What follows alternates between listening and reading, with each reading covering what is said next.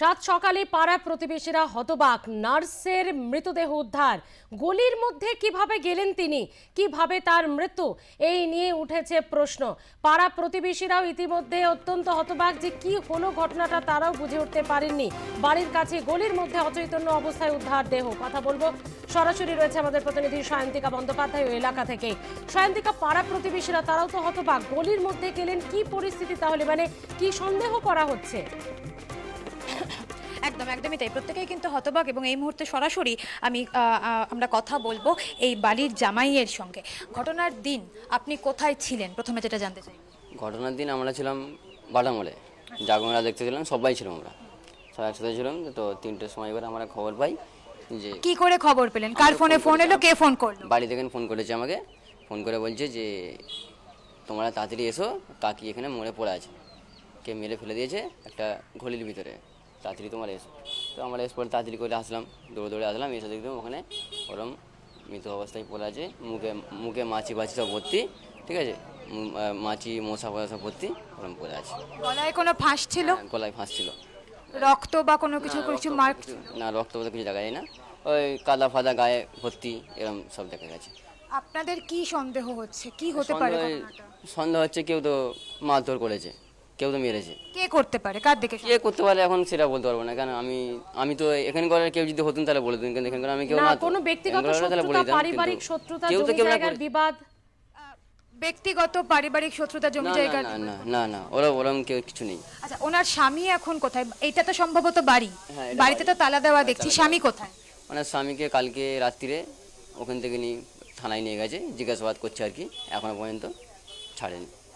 কাল থেকে ওনার স্বামী থানাতেই? হ্যাঁ, কালকে 9টা, 9:30 থেকে। এবং ওনার ছেলেমেয়েরা? ছেলেমেয়ে আমাদের এখানে আছে। এবং ওনার বাড়ির সাথে, পরিবারের সাথে বা আপনাদের সাথে সম্পর্ক বা পাড়াতে সম্পর্ক কিরকম? ভালো, খুব ভালো, খুব ভালো, আমাদের সাথে খুব ভালো সম্পর্ক।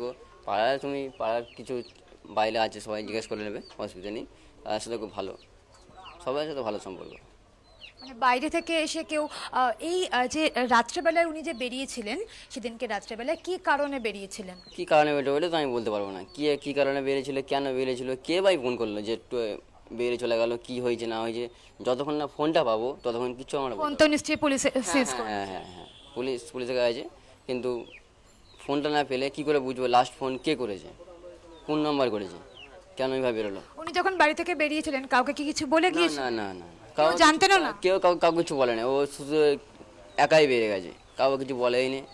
বললে যে তবু একটা কিছু হতো, মেয়েরা বাড়িতে ছিল সবাই, কিন্তু কেউ তো ঘরে। যেখান থেকে দেহটা উদ্ধার হয়েছে সেখানে কি কোনো সিসিটিভি রয়েছে, আপনি জানেন কিছু?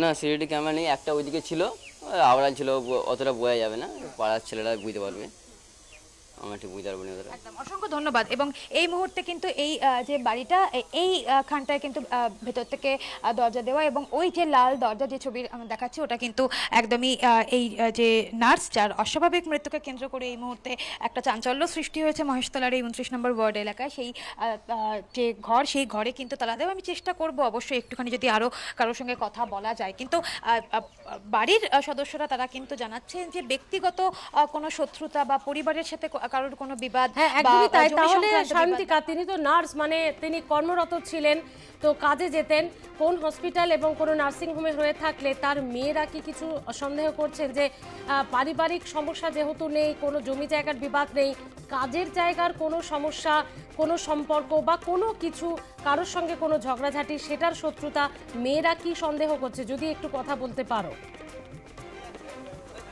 দেখো, এই মুহূর্তে কিন্তু এরকম কোনো বিষয় কিন্তু উঠে আসছে না। আমি একটুখানি কথা বলার চেষ্টা করব, দাদা, যার সাথে যিনি মারা গিয়েছেন তাকে চিনতেন? চিনতে বলতে আমাদের পাশের পাড়ারই, মানে এখানে রেলে যাতায়াত করতেন, এইভাবেই ছিল। এবং কারোর সাথে কোনো রকম কোনো ঝগড়া বা সেরকম ভাবে কোনো ঝামেলা অশান্তির মধ্যে দেখা যায়নি, মানে এমনি খুবই ভালো ছিল, মানে সবার সাথে ফ্যামিলি ভাবেই কথা বলতো, যে খারাপ বলেও কোনো ইয়ে নেই, যে কোনো রিপোর্টে সেরকমভাবে কোনো অসুবিধা ছিল না। আপনি চিনতেন ওনাকে? হ্যাঁ, আমরা চিনতাম তো, উনি খুব ভালো দেখেছিলেন? কোনো রকম কারোর সাথে কোনো ঝগড়া বা কোনো এটা ঝগড়াঝাঁটি এটা কিচ্ছু না, মানুষের সাথে দেখাশোনা হলে, হ্যাঁ, কথা বলা, যে দাদা হোক ছোট বোন হোক যাই হোক তুমি কোথায় যাচ্ছ না যাচ্ছ একটু দেখা হলে কথা শোনা বলে, এই হচ্ছে বলা, এইসব এইরকমই ব্যাপার। আর এর থেকে আর আদার্স কিচ্ছু না। এবারে উনাদের বাড়িতে কি হয় না হয় আমরা ওটা তো দেখিনি। তা মেয়েটা কিন্তু খুব ভালো, এই হচ্ছে কথা। মেয়ে কিন্তু খুব ভালো, যার সাথে কথা বলুক হেসে খুলে কথা বলে, এটার জন্য কোনো সমস্যা নেই আমাদের পাড়ার মধ্যে। তা এর মধ্যে ওনাদের দুই স্বামী স্ত্রীর মধ্যে যদি কিছু হয়ে থাকে সেটা আমরা তো বলতে পারছি না, এই হচ্ছে ব্যাপার, বুঝতে পেরেছো? বাড়ি থেকে কোনো রকম ধরুন আপনারা তো একই পাড়ায় থাকেন, বাড়ির মধ্যে কোনো রকম কখনো অশান্তি হয়েছে, সেই অশান্তির কোনো আওয়াজ কি কখনো কিছু শুনতে পেয়েছেন? না না, এটা আমরা কোনো শুনতে পাই না।